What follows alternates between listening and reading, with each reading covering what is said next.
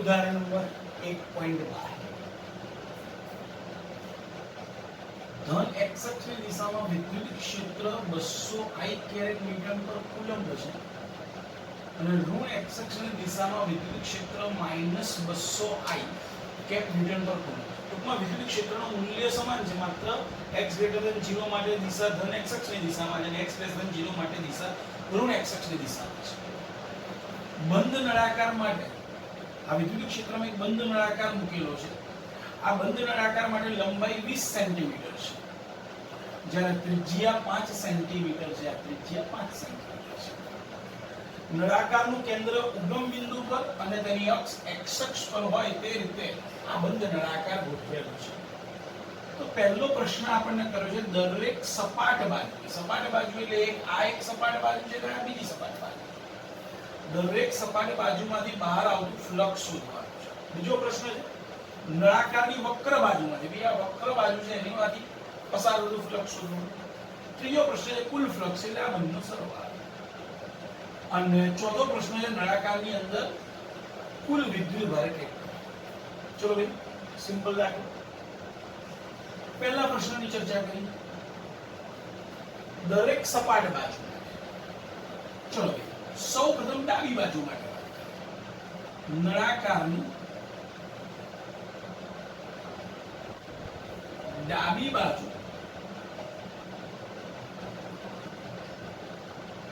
ની સપાટ બાજુ માટે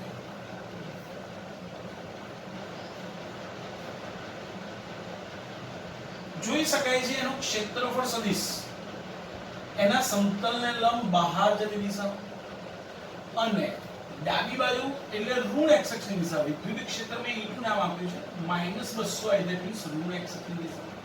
બંને એક જ દિશામાં છે, બંને વચ્ચેનો θ 0 એટલે એ સ્પષ્ટ થાય. ડાબી બાજુ માટે વિદ્યુત ક્ષેત્ર અને ક્ષેત્રફળ સદિશ એક જ દિશામાં છે.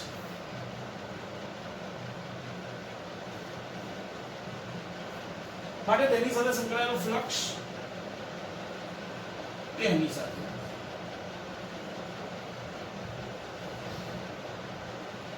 સંકળાયેલ ફ્લક્સ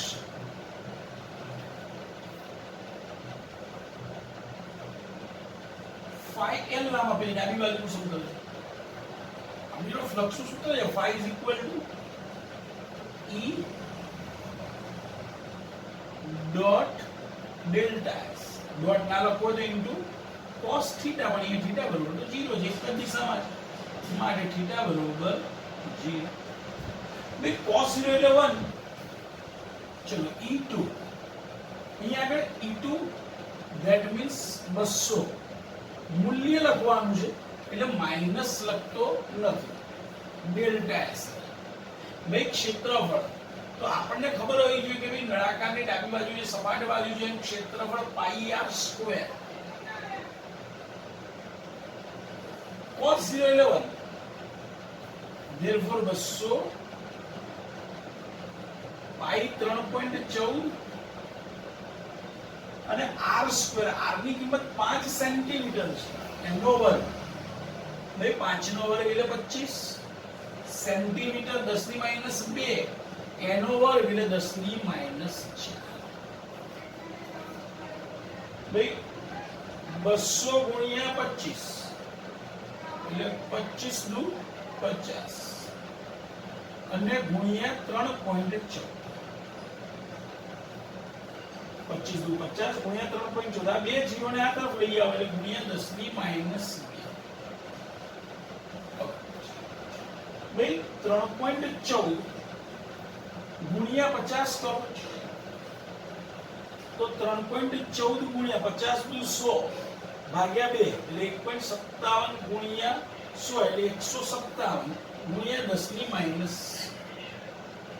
-1.57 10 ની -2 છે એટલે 50 નું 100 કરશો એટલે ઉડી જશે. 3.14 ભાગ્યા 2 1.57 એકમ.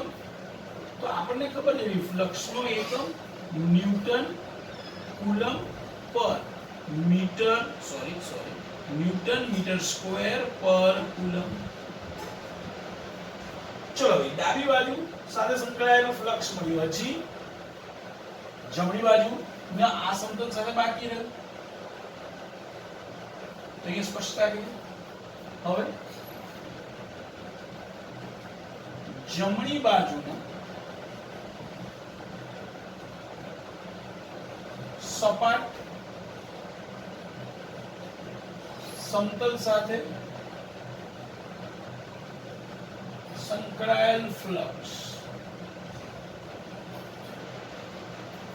અહીંયા સ્પષ્ટ છે કે વિદ્યુત ક્ષેત્ર અને ડેલ્ટા એસ એક જ દિશામાં છે. અહીં પણ વિદ્યુત ક્ષેત્ર અને ડેલ્ટા એસ એક જ દિશામાં છે. માટે તેમની વચ્ચેનો ખૂણો 0. માટે તેમની સાથે સંકળાયેલું flux phi r is equal to E1 delta SR cos 0. હવે ડાયરેક્ટ આની પરથી આપણે લખી શકીએ ભાઈ cos 01 અને delta SR એટલે pi r સ્ક્વેર. અહીંયા delta SL પણ pi r એટલે E1 ગુણ્યા પાઈ r. ચલો એ કિંમત તો E1 ની કિંમત છે આપણી જોડે 200. મૂલ્ય જ લખવાનું ધ્યાન રાખજો. પાઈ 3.14 r સ્ક્વેર ભાઈ 5 સેન્ટીમીટર એટલે 25 ગુણ્યા 10 ની -2 નો વર્ગ એટલે 10 ની -4. બી આ તો આની આ જ વાત છે. એટલે આનો આ જવાબ 1.57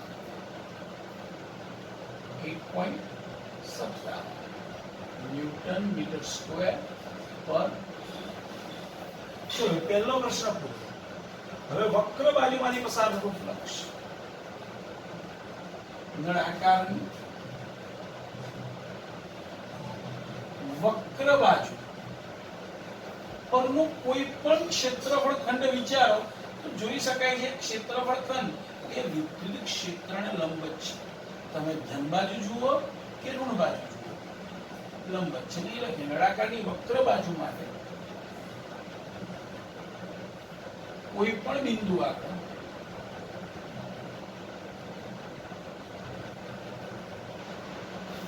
વિદ્યુત ક્ષેત્ર અને ક્ષેત્રફળ સદિશ પરસ્પર લંબ છે. પરસ્પર લંબ હોય માટે થીટા બરોબર 90. માટે ફ્લક્સ બે વક્ર બાજુ સાથે E ડેલ્ટા S cos 90. આપણે જાણીએ છીએ cos 90 એટલે 0 ગુણ્યા સમથિંગ 0 that means અર્થાત વક્ર બાજુ સાથે સંકળાયેલો ફ્લક્સ 0 છે. ત્રીજો પ્રશ્ન છે કુલ ફ્લક્સ. નળાકાર સાથે સંકળાયેલું કુલ flux phi is equal to phi r plus phi l plus phi c. भाई phi r phi l બંને 1.57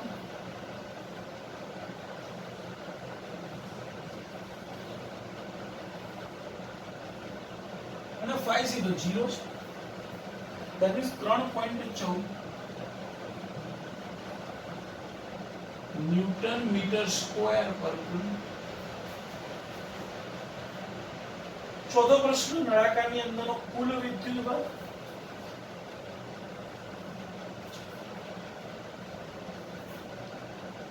નળાકારની અંદરનો વિદ્યુત ભાર ધારી લો કે Q છે જે આપણે શોધવું છે. એ માટે કોસનો નિયમ વાપરીશું. ગોસના નિયમ પરથી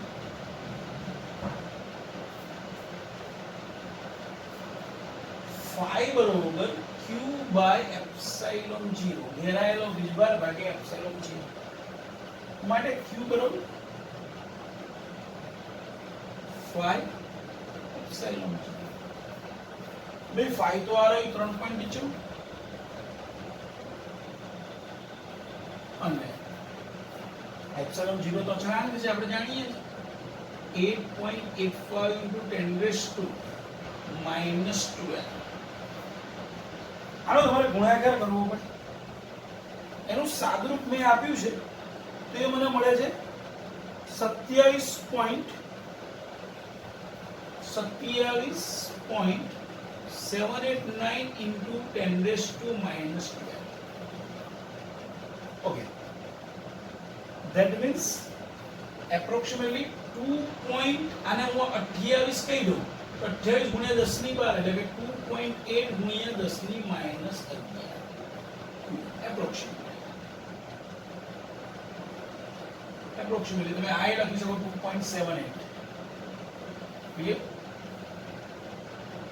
આપણે અહીંયા 2.78 રાખીએ is approximately અહીંયા નીચે રાખીએ 2.8 into 10 raised to -11 એ બંનેમાંથી ગમે તે તમે લખો સાચું છે આ તો આપણું ઉદાહરણ 8.12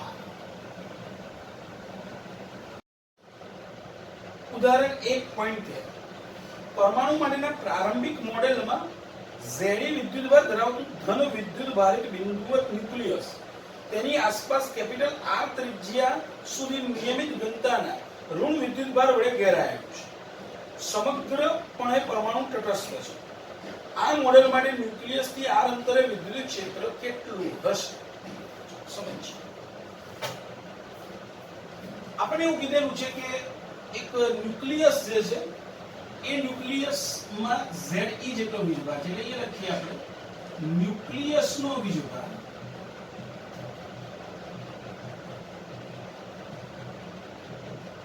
Ze છે આપણે જાણીએ છીએ ન્યુક્લિયસમાં ધન વીજભાર ઓકે એની ફરતે કેપિટલ R ત્રિજ્યાના ગોળામાં ઋણ વીજભાર સમાન રીતે પથરાયેલો છે આ ન્યુક્લિયસ બિંદુવત છે ન્યુક્લિયસની ફરતે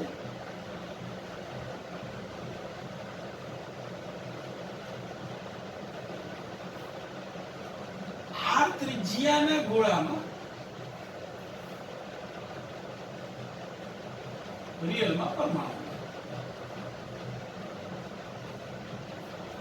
સતત સમાન રીતે ઋણ વીજભાર પથરાયેલ છે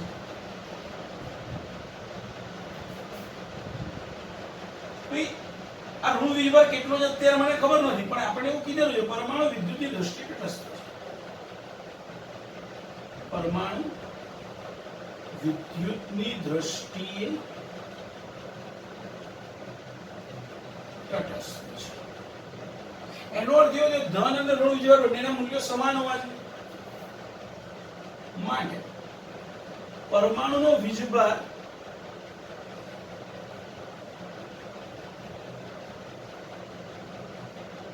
બરોબર ન્યુક્લિયસનો વીજભાર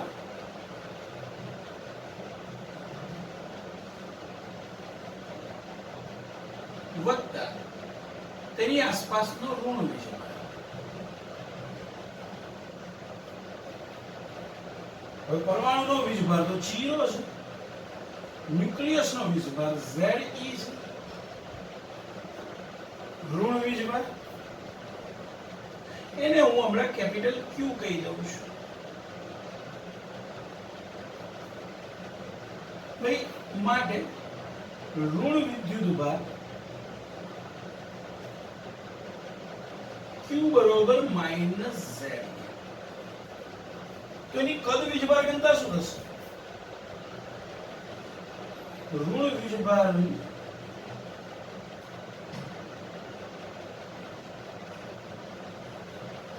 ઘનતા રો બરોબર એક જ વિભાગ ઘનતા થશે કારણ કે ગોળો છે વીજભાર ભાગ્યા કદ 4/3 પાઈ કેપિટલ R Q ની કિંમત -ZE अपॉन 4/3 3 ને ઉપર લઈ લઈએ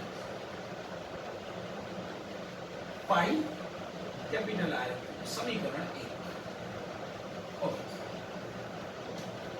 હવે આપણને એવું કીધેલું છે કે ભાઈ કેન્દ્રથી અથવા ન્યુક્લિયસ થી r અંતર હવે ન્યુક્લિયસ થી સ્મોલ r અંતર ન્યુક્લિયસ ની અંદર પણ પરમાણુની અંદર પણ હોઈ શકે કે પરમાણુની બહાર પણ હોઈ શકે સૌથી પહેલા આપણે વાત કરી પરમાણુની અંદરના ભાગમાં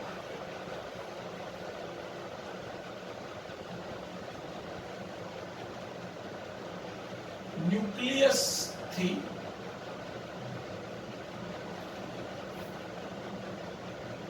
r અંતરે ન્યુક્લિયસ થી ये पहले આપણે સ્પષ્ટતા કરીએ પરમાણુના અંદરના ભાગ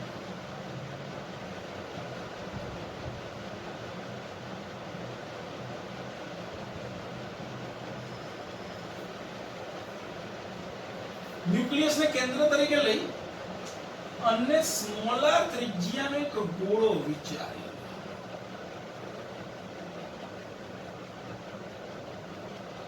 આ સ્મોલ r ત્રિજ્યાનો આપણે ગોળો વિચારી આ ગૌસિયન પૃષ્ઠ સાથે સંકળાયેલું ફ્લક્સ ની આપણે પહેલા વાત કરી અંદરના ભાગમાં r less than capital R માટે ન્યુક્લિયસ ને કેન્દ્ર તરીકે લઈ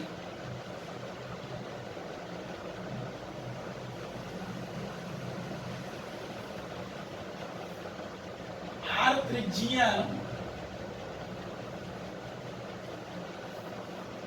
ગોળો ગૌસિયન પૃષ્ઠ તરીકે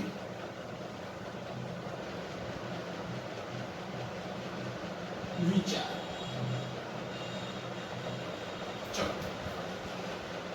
આ પૃષ્ઠ સાથે સંકળાયેલું ફ્લક્સ હવે આપણને ખબર છે કે ભાઈ ગોળીય સમમિતિ પરથી આ સપાટી પરના દરેકે દરેક બિંદુ આગળ E નું મૂલ્ય સમાન હશે અને તેની દિશા ત્રિજ્યાવર્તી દિશા એટલે આપણે એ સ્પષ્ટતા કરી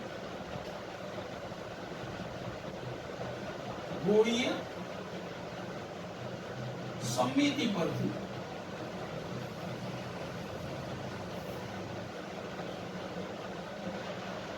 ગૌસિયન પૃષ્ઠ પરના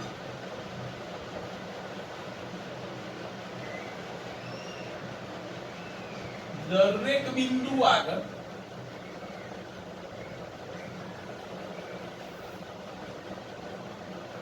ER નું મૂલ્ય સમાન અને દિશા ત્રિજ્યા બહાર જતી દિશા કાં તો અંદર તરફ આવતી દિશા બહાર તરફ જતી કે અંદર આવતી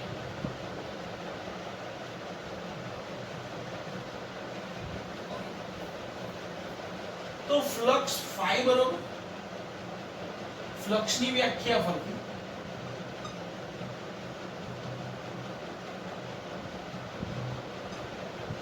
phi is equal to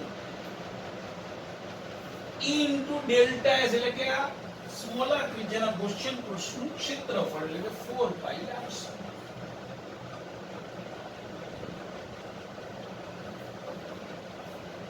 હવે ગૌસના નિયમનો ઉપયોગ કરીએ આ ગોળા વડે ઘેરાયેલો વીજભાર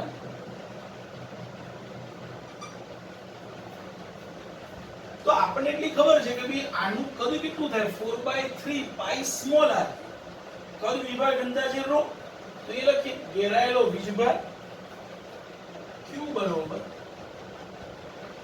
ρ into 4/3 પાઈ r q આટલો ઋણ વીજભાર અને આ ન્યુક્લિયસ નો વીજભાર તો ખરો જ પ્લસ Z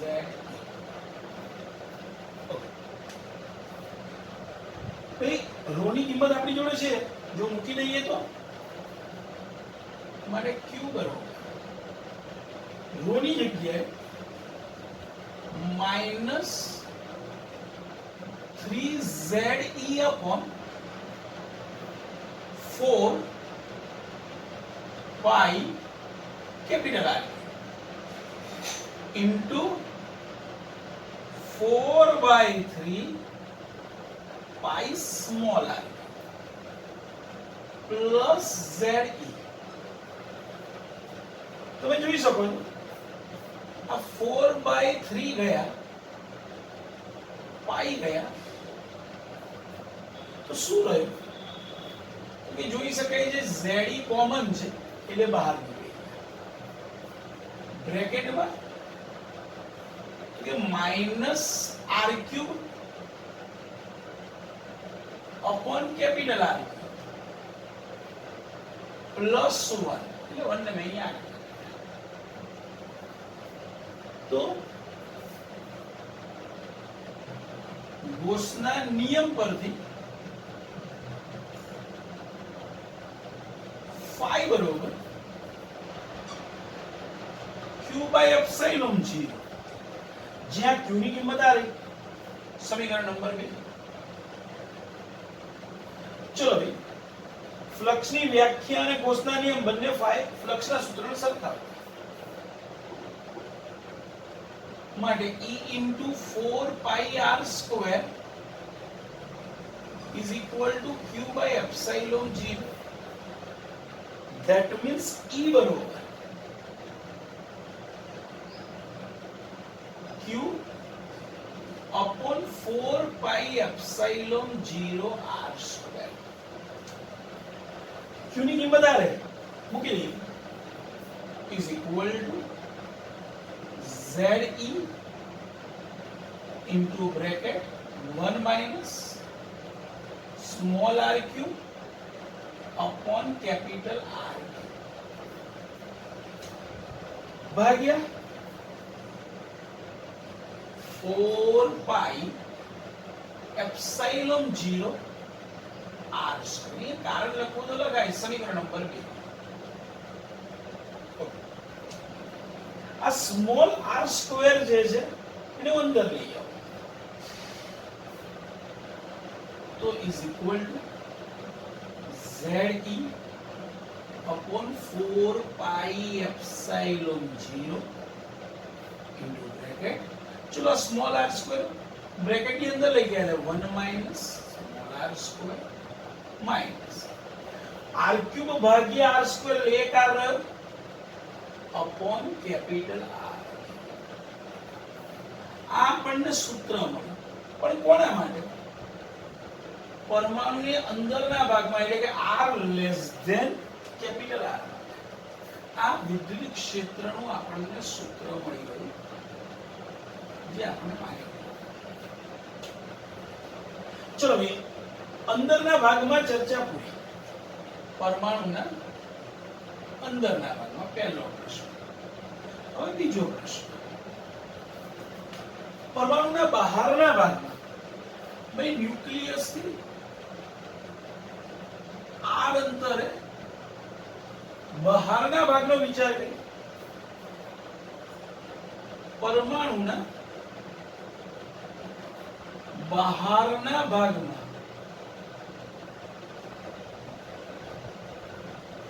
ચલો પરમાણુના બહારના ભાગ માટે સેમ ચર્ચા r greater than equal to capital R માટેની વાત થઈ તો ચર્ચા તો આ થશે ફ્લક્સની વ્યાખ્યા પરથી E into 4 pi r square q by epsilon 0 બરોબર 0 કેમ તો કે ઘેરાયેલો વીજભાર તમે જોઈ શકો છો આ જે ઘેરાયેલો વીજભાર હશે r ત્રિજ્યાવાળો ગૌસિયન પૃષ્ઠ છે ને બહારના ભાગમાં તો ઘેરાયેલો વીજભાર એટલે પરમાણુનો વીજભાર પરમાણુ તો વિદ્યુતની દ્રષ્ટિએ તટસ્થ છે એટલે g કારણ ગૌસિયન પૃષ્ઠ વડે ઘેરાયેલો વીજભાર બરોબર પરમાણુનો વીજભાર બરોબર 0 છે, કારણ કે પરમાણુ વિદ્યુતની દ્રષ્ટિએ 0 અને માટે E બરોબર 0 કોના માટે R greater than capital R માટે. આમ બહારના ભાગમાં વિદ્યુત ક્ષેત્ર 0